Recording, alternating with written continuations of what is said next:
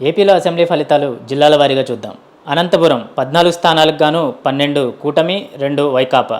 చిత్తూరు 14 స్థానాలకు గాను 12 కూటమి, 2 వైకాపా. తూర్పుగోదావరి 19 స్థానాలకు 19 కూటమి, అలాగే 0 వైకాపా. గుంటూరులో 17 స్థానాలకు 17 కూటమి గెలుచుకుంది. కడపలో 10 స్థానాలకు 6 కూటమి, 4 వైకాపా.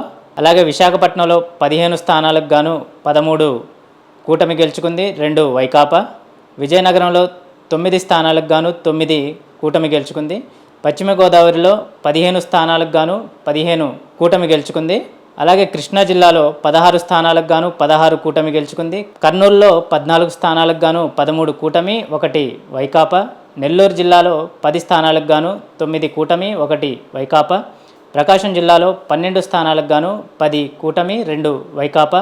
అలాగే శ్రీకాకుళంలో 10కి 10 కూటమి గెలుచుకోవడం జరిగింది.